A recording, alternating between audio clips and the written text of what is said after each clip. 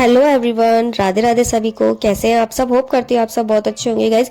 आज की वीडियो में मैं आपको बताने वाली हूँ कि जो महिलाएं पहली बार व्रत करती है उनको 16 श्रृंगार की थाली किस तरह से तैयार करनी चाहिए और इस थाली को किसको देना चाहिए, कब देना चाहिए और कैसे देना चाहिए। आज मैं सारी जानकारी आपको इस वीडियो में देने वाली हूँ, तो प्लीज़ वीडियो को लास्ट तक जरूर देखें। देखिए, ये होती है बायने की थाली, जिसे मैं 16 श्रृंगार की थाली बता रही हूँ। ये बायने की थाली कही जाती है और ये करवा चौथ पर हमें पूजा करते वक्त मिनस के देनी होती है।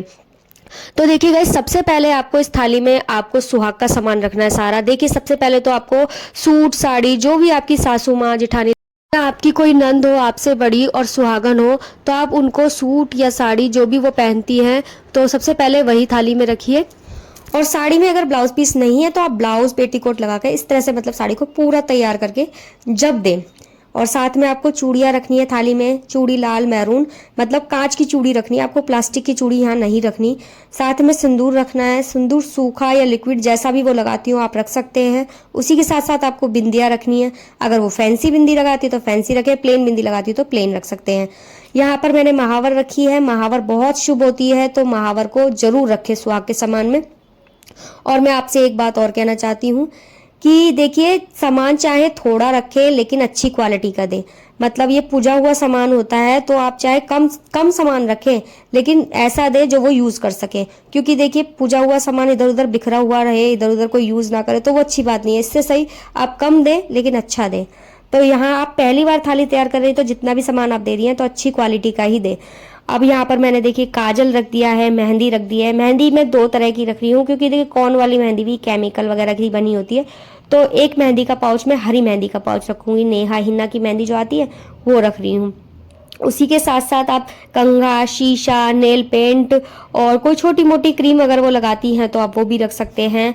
और जितना हो सके मतलब 16 श्रृंगार अच्छे से तैयार करके दे थाली को। लिपस्टिक लगाती है तो लिपस्टिक भी जरूर रखे। और लगाती ना लगाने की बात नहीं है, आपको 16 श्रृंगार में सारी चीज़ें रखनी है। और देखिए, मैं एक बात और कहूँगी कि चांदी की चीज़ बहुत शुभ होती है। पहली बार अगर थाली तैयार कर रही है तो चांदी की चीज़ भी कुछ रख सकती है, जैसे पजेब या बिछुए। और अगर चांदी के बिछुए नहीं रख सकती, पजेब नहीं दे सकती, तो कांसे के बिछुए तो जरूर रखें।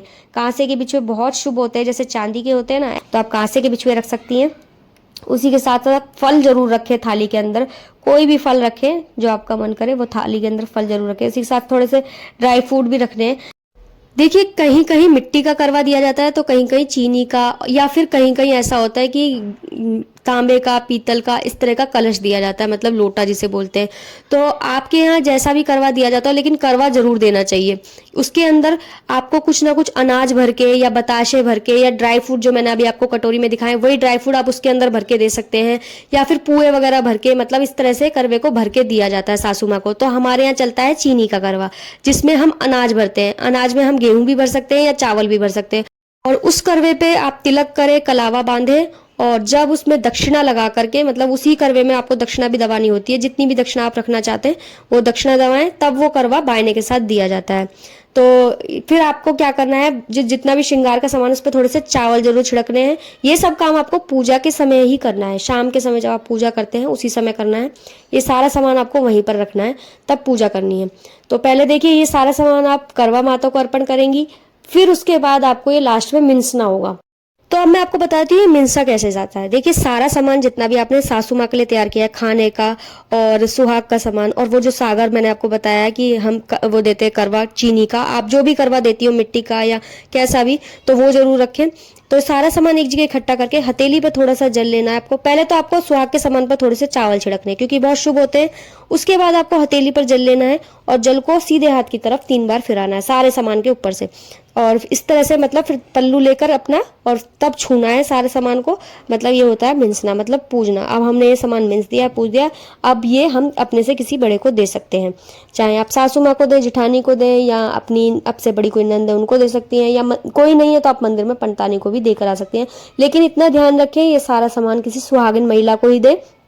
और अच्छे से उनके पैर दबाकर उनका आशीर्वाद लेकर और दक्षिणा वगैरह दे करके तब ये सामान दिया जाता है। और मैं आपको एक बात और बताती हूँ कि अगर आपके ससुर नहीं है, मतलब आपकी सास सुहागिन नहीं है, तो आप उनको बस सुहाग का सामान छोड़ करके बाकी कपड़े और खाना जो भी आपने निकाला है वो सब बायने में आप उनको दे सकती हैं। सुहाग का सामान आप किसी सुहागन महिला को देकर आए, बाकी सामान आप अपनी सासू माँ को दे सकती हैं। तो इस तरह से ये सामान मिनसा जाता है, इसे कहते हैं बायने की थाली। होप करती हूँ आपको आज की वीडियो अच्छी लगी होगी, जानकारी अच्छी लगी होगी। तो प्लीज़ वीडियो को लाइक शेयर कमेंट करना बिल्कुल ना भूलें। चैनल को भी जल्दी जल्दी जाकर सब्सक्राइब करें क्योंकि आगे बहुत सारी वीडियो आने वाली है। तो मिलती हूँ नेक्स्ट वीडियो में, तब तक के लिए राधे राधे।